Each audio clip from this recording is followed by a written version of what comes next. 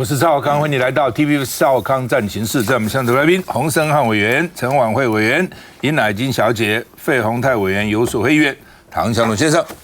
好，那么上次不是那个把大陆的2个这个不幸溺毙的这个船员送回去了吗？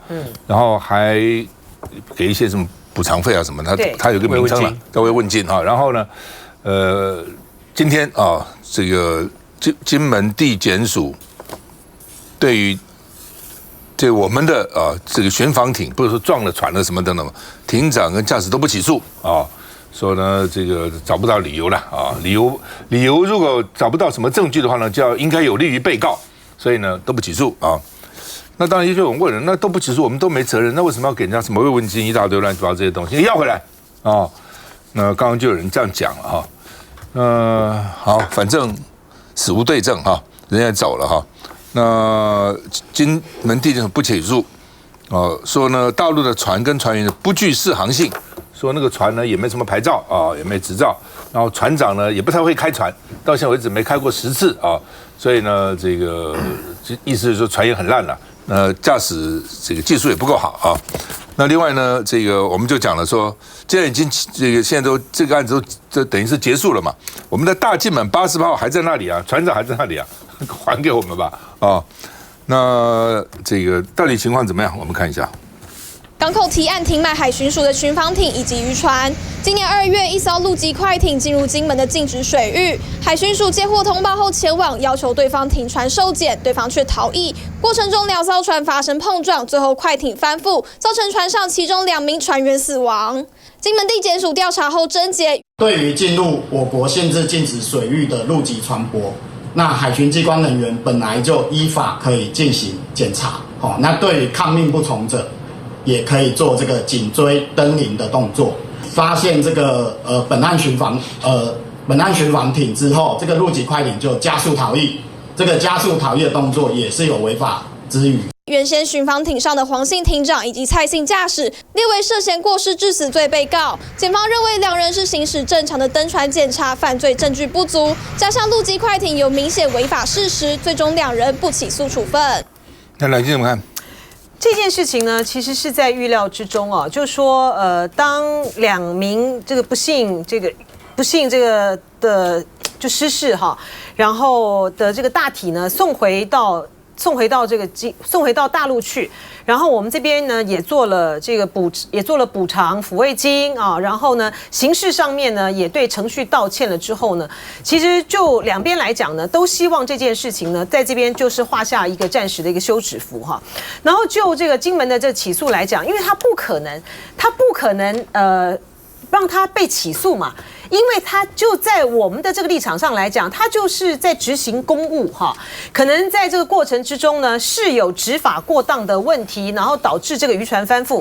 但是呢，我们也要看他的那个起诉书里面啊，不起诉书里面呢也讲，就是说他们也是有点规则啊，就是对方的这个渔船呢，就是行驶的速度过快等等哈，所以说呢，他就是希望呢能够呢在这样子不要再去惊山动水的这个情形之下，把这个案子结了，到此为止就可以了。好，对于大陆方面来说呢，也希望借由这一次的这个处理呢，哈，然后在这2岸的交流上面，他们要进一步的往前推走嘛，哈。但是呢，往前推进，但是呢，对于大陆方面来说，我就说他已经拿到他们想要的，就是呢，在这件事情上面呢，该有的补偿也补偿了啊，然后该有的道歉呢也道歉了，而且呢，尽管是台湾这边呢一再强调说啊，我们是用官方出面或什么，可是大陆方面呢就是认定你现在你就是没有官方接触的情形之下，我就随便你怎么说，然后我就是要取得我日后呢关于2岸这个方面呢，依照我的节奏去推展2岸关系的这个进行，还有事实际上来讲，你就不管是禁限制水域的部分，或者是现在我们的那个大靖满88号的船长不是还在那边吗？船不是还在他那边吗？所以所有的这个执法，你的所有在这禁限制水域的执法，还有渔民，你是不是在所谓的不能够捕鱼的期间去捕鱼，一切都还是大陆说了算。所以说，这个就算我们的起诉书里面呢，不起诉书里面呢写到说它进入我们的禁限制水域，可是对于这件事情的本质上面，它起不了作用。好吧，这个前2天不是把那个胡姓什么士官放回来了吗？对，放回来，后来大陆他们的消息才知道，胡姓士官哦，他们去钓鱼啊、迷航啊，然后被人家救了。他上岸的时候，他骗人家。他没有说他是军人，他没有说，对，他不讲，他隐匿他的身份，他讲个别的，好像，因为他会担心，结果被人家查出来是，所以，本来这个事情很简单的，查你那个士官有什么了不起，知道什么机密，但那时候刚好有一个美军的什么人在金门，所以老公就把2个事连在起来了，美军好像搞情报的什么东西在金门，所以就说哦，这个美军是不是派你假装老百姓哦，假装迷航到大陆，所以搞了好几个月，所以这种事情就是，哎，看他就是弄巧成拙嘛。所以那个老百姓就放出来了，他就搞了个半天哈。开始如果讲实话，也许会好一点了哈。那这个卓荣泰说呢，两岸扇门已开了哈。那他特别欢迎大陆的旅客、学生、宗教信徒3种人到台湾来啊，不欢迎战机、战舰来了哈。那他说我们现在已经就是团客可以去了。那第一时间我就问我说，团客不能去啊？团客怎么可以去呢？可以去的团客是之前核准的团客，还没有去的可以去。从赖清德下令不能去，就是不能去啦，还是不能去啊？怎么可以去？你行政院长你搞清楚搞不清楚啊？就这话讲完后，他们大概发觉他们讲错了哈。所以呢，这个梁文杰啊，昨天又补充了。梁文杰说哈，只要大陆的文旅部把台湾列为开放旅游的地区，因为大陆有些是就疫情的时候，它很多地方不准去，后来就开放，没有我们。好，你只要把我们列为开放，我们就会让团客去，就表示现在根本没有开放团客嘛，乱讲一通。行政院可以这样乱讲吗？啊，那当然了，就是说到底是他要先把我们放到开放旅游，我们才让团客去，还是我们就让团客去，然后逼他们开放旅游？我觉得是有2种方式的啊，因为台湾是一个，我讲台湾是一个自由的，对不对？就是说老百姓这个旅行自由嘛，迁徙自由、行动自由，你进不了的啦。你就算不准团客去哦，很多人到大陆参加大陆旅行团，我遇到好几个到大陆参加大陆旅行团，还有呢，在台湾旅行团把他们集合化整为零，台湾不拿旗，到大陆在那边集合起来，哦，但是这种对台湾的旅客是失去保障的，他就不能参加什么协会的评保啊，什么那个保险什么都不行的，好，所以那你何必呢？你又进不了，他还是去了，结果因为大陆进了，他就来不了。对，你不如说，既然就是我就大大方方我开放，然后逼你嘛，我都开放，你为什么不开放呢？他就无理，他就会比较没有理由嘛，对不对？久了以后，我不相信他没有压力，大陆的旅游者不会给他压力，我也不相信。好，我们看一下。院长专访有提到会对对岸释出善意，会对宗教团体开启友善的大门吗？听到两岸提，行政院长卓荣泰没多回应。不过专访提及友善之门已开启，希望来的不是军机、军舰、统战人士，而是观光客、学生、宗教信徒。但上周总统赖清德去中部参乡，才喊话大家不要被拐走。对岸如果说要请客，大家要说不用，自己出钱。宗教交流不要被招待，不然会影响台湾国家安全。蓝营质疑政府嘴上的善意和数字无法呼应，因为摊开内政部数据，疫情后来台宗教交流专案73件当中，实际许可的只有35件，不到一半。另外32件退件后未送件，1件不予同意。里面有一些是属于他们的统战部的人，好，那我们觉得说这个都不是属于宗教交流的活动，就怕有人假宗教交流之名行统战之实，申请人得填报是否具政党军职务。除了宗教交流，卓奎专访提及两岸没所谓观光禁团令，但第一线观光业者感受似乎并非如此。不要在媒体广告、电视广告招揽什么团什么团，2个、4个、6个报名，这样不行。如果大陆的文旅部他宣布把台湾列为开放的这个地区的话，那么我们愿意让团客过去，就看卓奎递出的橄榄枝能否让两岸互相堆叠善意。好吧，他们说这个宗教以前蛮热络的，两岸的宗教往返哈，什么迎马祖啦、送马祖啦、关公啊之类的哈。那前2季只有64个人次，其实很少，很多都被驳回了，他们要申请的不准。那另外呢，这个赖清德因为他去参拜三清总道院的时候，他说不要可对岸拐走，叫拐去哈，不要被拐走了哈。不要吃他的饭。其实那个参拜的时候，经常现在一起吃饭嘛，到庙里不是常常吃饭吗？你去他请你吃饭，他来你请他吃个饭，这也是礼尚往来，这样就被拐走了。你会不会对我们的宗教人士太没有信心？我觉得不会吃个饭就拐走的啦啊。那刘世芳说，内政部长说，我们欢迎真正的宗教人士来，完全你很多是假的啊。那什么叫真正？要不要有个定义？什么叫真正的啊？那到底怎么回事哈？来，这个洪大兄，我们两岸的关系啊，这些年来是急剧的后退啊。其实0214哈，我们跟大陆谈是大陆是红十字总会的谈哈，也不是官方哈。而且因为0214啊，金门的海域啊的所有权啊，我们没有办法独占了，对不对？蓝老共船、现船要来就来了哈。我讲，其实两岸真的是要好好的去改变一下彼此之间的关系。毕竟大陆跟香港还是我们台湾第一名的贸易的的对象哈。我想在这种状况下，你给我这个用一种另外一种形式的限制，我给你另外一种形式的限制，彼此不往来，对两岸的关系是不会改变的哈。当然，我们也不可否认呐，两岸都有派人，我们讲直接一点，都有间谍。但是大部分的旅客，你说台湾的到大陆旅客都是我们的，都是我们国安单位派去的间谍吗？我想不是。那同样的，大陆来台湾的也都是他们的间谍吗？我想也不是哈。我想基于这样子的状况哈，大家真的是用平常心，好，两岸啊彼此互相讲对方的一点好话啊，让两岸的观光啊这个蓬勃发展一下，对我们低收入的观光产业的那个链哈，我相信是有帮助的。来，申浩宇，其实就这个赖总统大概520上台后，大概包括在他的这个就任的讲稿里面、就职的演讲里面，其实很清楚，其实是对于包括中国的学生，好，那也包括对于整体的观光大方向是持一个开放的态度，这其实是有说的哈。但确实这里面也还是会有我们从国安角度必须要去管控相关的风险，就大方向是开放的，可是你还是会去管控相关的风险。那就像在这个陆生来台的问题或终身来台的问题上面，在去年底，其实我们也解决了这个终身纳保的问题，其实也去处理了。那这也代表就是说，也不让对岸其实针对说你不让终身纳保，所以你这个是人权上面的歧视等等，我们其实也做了相关的准备。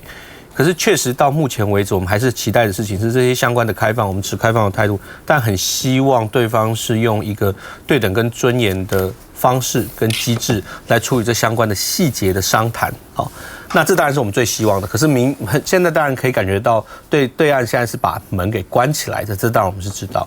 那在这个状况之下，确实还是会有一些相对应的交流。可是在这些相对应的交流里面，我觉得有些奉献的管控啊、审核啊，那包括一些国安机制在这里面可能会要去做一些防范，我觉得这个当然是不可避免的，其实这也无可厚非。那但是整体来说，坦白说，我们确实是觉得，今天过去大家都觉得这个赖清德总统很毒啊、很什么的，我们倒不觉得。其实现在在整体的氛围上面，就目前我知道在执政团队上面是希望朝向一个开放的态度去，只是这怎么一步一步做，那也等待对方的善意。休息一下再回来。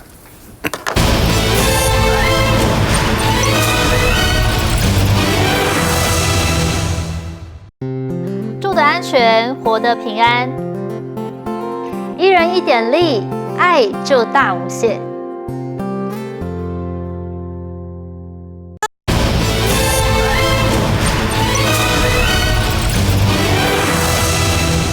好了，巴黎奥运呢已经结束了啊，我们的选手也回来了，总统府还开趴哈。但是呢，长荣在巴黎的桂冠酒店，长荣在各地也有它的酒店啊。那台北有酒店哈，那这个台北酒店餐有去吃过，有一次吃过1-2次还不错啊。那现在被大陆抵制，但抵制蛮惨的啊，因为呢很多本来就这样讲好了哈，为什么呢？就是因为呢他们把人家的旗子哈给它剪掉。这什么意思？我本来看不太懂，其实怎么是剪的？不都是挂的吗？很多旅馆前面都挂旗，对不对？那大概太多了，因为到巴黎参加奥运的国家太多，所以它基本上呢就是那种万国旗，有没有？就是我们小时候看过，后来长大比较看不到这个旗啊。小时候挂一圈哦，有没有？像是彩带一样的哦，像那个就悬挂的像彩带一样，对，悬挂的2楼这样子一圈。好像说一个台湾籍的派到那边的苏总经理下令剪掉啊。那这剪掉就麻烦了，因为大陆客不少啊，有一个叫什么张教官，一个网红，所以他有600万追随者，大陆一动辄几十万、几百万，他就去看说为什么没有这个5星级呢？他去住，你就这样讲，他去巴黎挑长荣桂冠，就表示对台湾没有恶意嘛。我说我如果有恶意，我干嘛住你台湾旅馆？那么多旅馆住，干嘛住台湾旅馆？就表示说长荣可能那边旅馆做的也不错，他也觉得台湾的旅馆嘛，至少还有。语言讲得通，不，他会讲英文，我看他在柜台前面英文讲还可以，哦，所以呢，他就说，为什么没有我们的旗呢？啊，那对方就说我们买来就没有，开始说我们买来就没有，他说那没有，我刚好车里有旗，你帮我挂上去。他说我们主管今天周末我们主管不在，哦，那礼拜一他还去，锲而不舍，去呢，他说那个主管呢，能不能把我们旗挂上去？不行了，你现在抗议哈，我全部拿下来好了，不挂了，啊，那。他这人很锲而不舍，这样你要把我挂上去，全部拿下来，不行。我们主管说不行啊，那他出来在车上就上网，这一上网就爆炸了。大陆那个民族主义又强，对吧？哦，你这个，所以呢然后他那个厨师刚好是大陆人，这个长荣桂冠，在这个法国的厨师啊，厨师就跟他们经理讲说，我们有6-7成的客人都是大陆客人住在长荣。那个经理说哪有6-7成，只有4%。对，差很多，4%，这2%不在乎的意思哈，这下被抵制了啊！这抵制了呢，这个美团啊、西城啊这个订网的公司都把它拿下来了啊！那所以呢，蛮惨的。我们今天我也鼓励了啊 ，TVBS 新闻网、中广的新闻网，我也建议我说你们去做这个新闻嘛，找到那个苏总监问他，也许是误会了嘛，对不对？也许他不这个意思啊，问他不出来，通通拒绝采访啊。那问台北长荣桂冠的这个公司，他也不出来，也不愿意解释，也不愿意采访。他说我们已经发声明了。那这个长荣酒店经理说，不挂是我们的权利，我爱挂就挂，我不挂就是不挂啊。那这个厨师说本来有挂，那台籍总经要求把它剪掉啊。那另外呢，长荣桂冠他发，本来我今天看联合报登，我以为说是。上海发声明道歉，上海发声明道歉。我本来也是上海的，我说上海道什么歉？是巴黎的事情呢？结果看起来是总公司道歉，长荣桂冠酒店发布，总公司道歉，只是在上海发布，官网，对，上海发布，没有在其他地方发布哈。那就说呢，这个他们会对这个员工再教育了哈，不应该这样啊，等等哈。当然大陆网友就喊抵制嘛。那台湾网友就很高兴啊，说太好了，我们到巴黎都去住长荣桂冠酒店，又变成两岸这边对打啊。那北京官媒就说，吃饭砸锅者必须一粮到底啊，你吃我的饭砸我的锅啊。那现在上海的长荣桂冠、槟城在 Penang、马来西亚曼谷，通通被大陆平台开闸，我想影响蛮大的哈。那这个，所以这个西城美团是很大的那个。这个旅游的平台哈，都把它下架了，就没有长荣，根本订不到位置了，订不到了哈。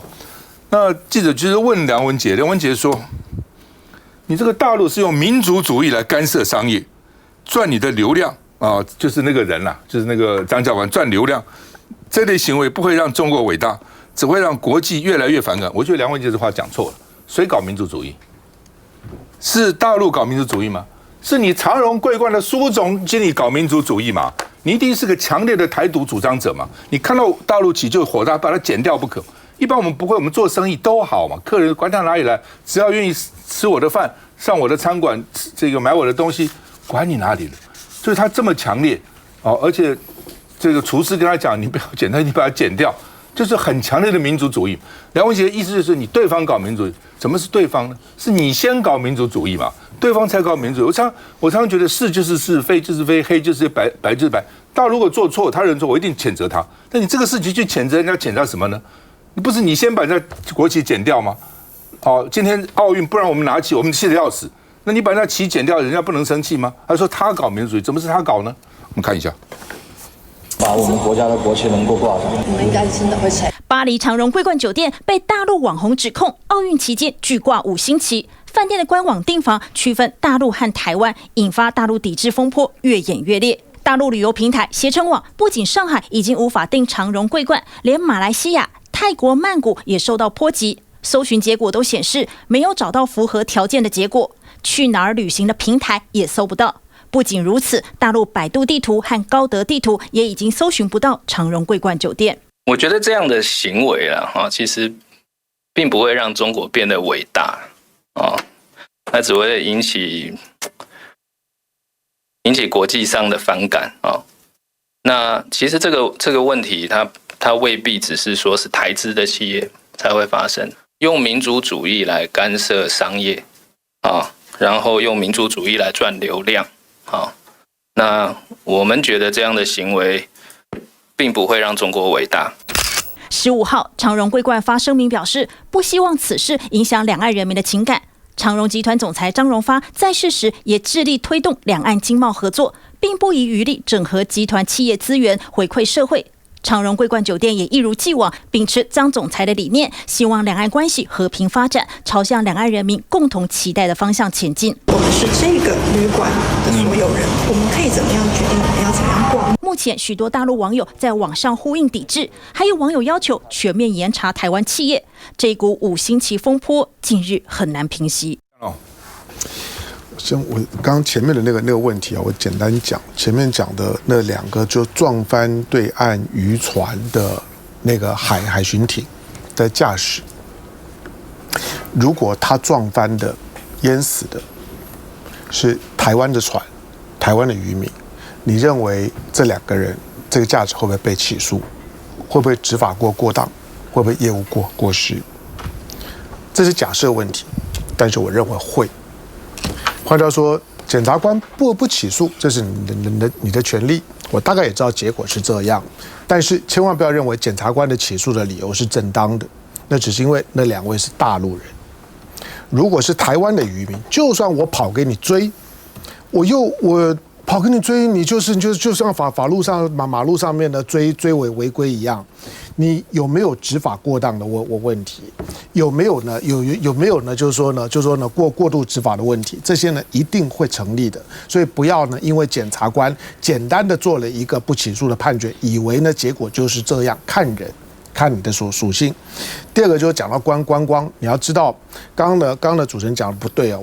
民进党是要真正的宗教人士，大陆是一个无神论的环境哦，我不知道真正的宗教人士怎么样去定义。就算大陆人都大概没有几个敢出来说我是真正的宗教人士，但是这些宗教人士里面，因为道教特别敏感，道教本身呢它是一个系统性的，基本上面的这对大陆。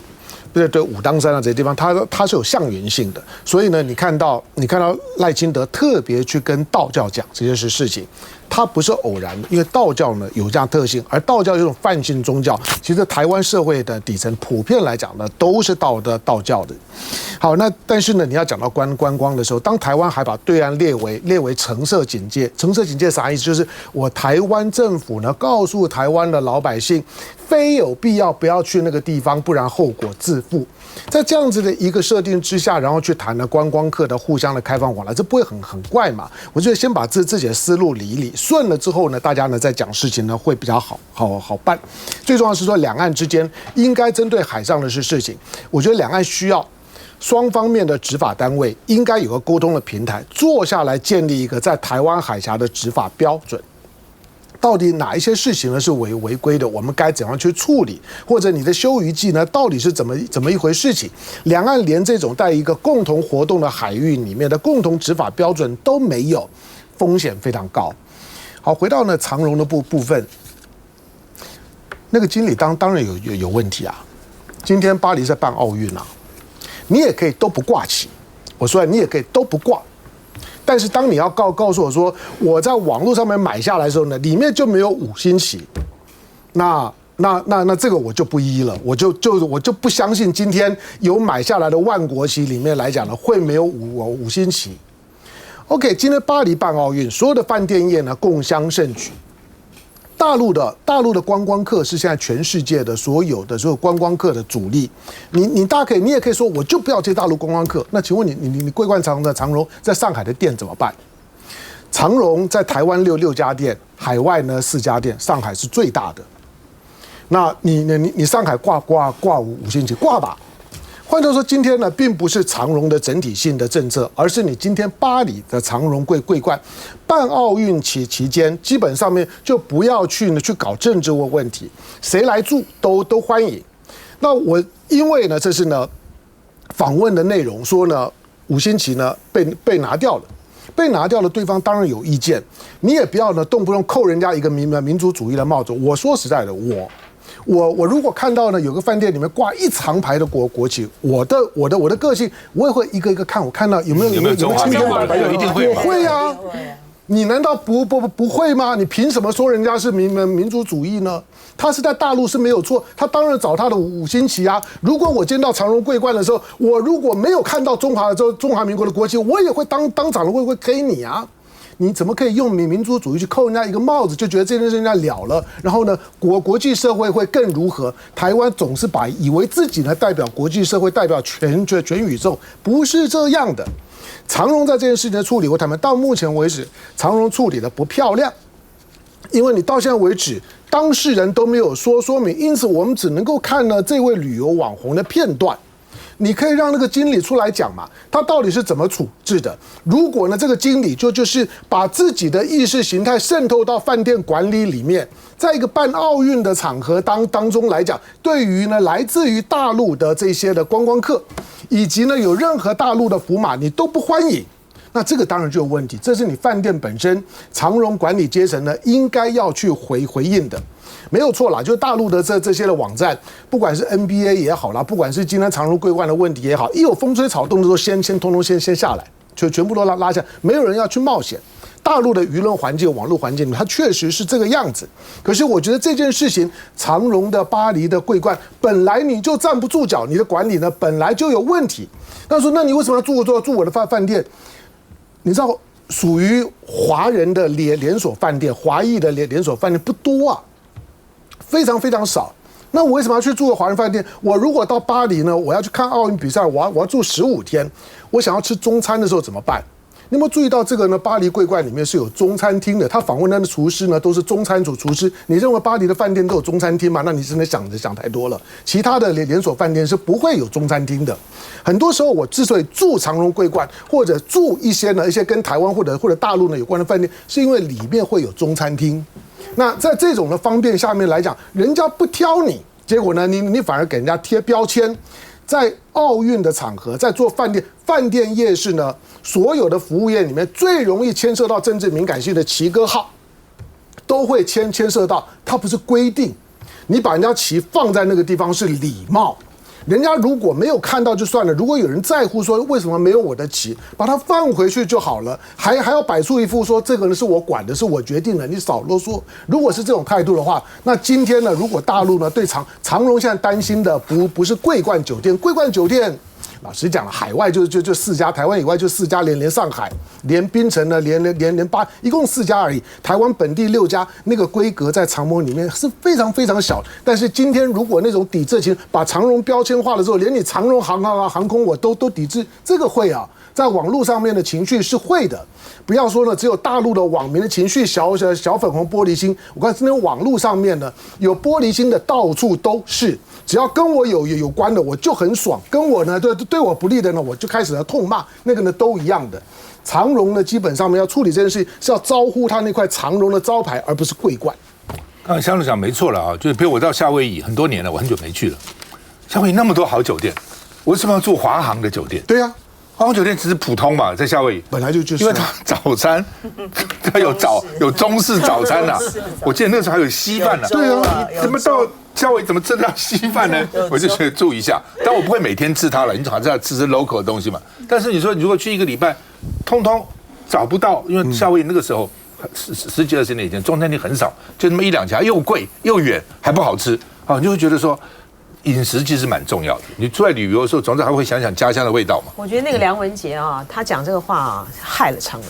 好，就是说这件事，对他这件事情发生到现在，国台办都没有讲话。好，因为呢，长期以来，大陆官方都没有讲话。对，长期以来呢，因为张荣发先生呢，他在两岸的这个交流上面呢，他是非常的正面的哈。没错。他也是因为呢，李登辉呢时代什么迟迟两岸不三通，影响到他的立场整个转变了哈。而且长荣呢这么多年下来呢，跟大陆呢就维持着很好的这个关系，他都国台办都没有讲话，你讲这个话，这是害死长荣了哈。这是第一个。第二个是说这件事情呢，我有去看整个的影片啊，我觉得那个张教官呢，他的态度其实都还蛮好的，他也没有这边叫嚣啊或什么的，他就在跟你这个说理，而且有一个最根本的原因在于是说。今天呢，如果说是呢，对大陆的这个民众呢，非常的不合理的，你的这个万国旗里面，你要长荣桂冠剪掉中华民国国旗，那这样子大家就翻了嘛？你的什么玩意儿啊？对，那这样一定群起而攻之。他不是啊，他是说你能不能挂上我的这个国旗？所以在这种情形之下。就会觉得说，长荣在这件事情的处理上面，的确是没有尽到服务。我觉得站在服务的立场，你开饭店嘛，做生意嘛，就是欢迎四方客嘛，那就是有一点点的失误了。我觉得巴黎那个苏总经理不能躲起来，这事情闹这么大，总公司发一个函道歉就算了吗？苏总经理要站出来跟他说明来龙去脉怎么样？不是大陆人关系，我也关系，知道到底怎么回事啊？哦，那错的就要道歉，没有错的解释清楚，然后争取，对不对？事实到底怎么样？说没有错，我干嘛被你冤枉？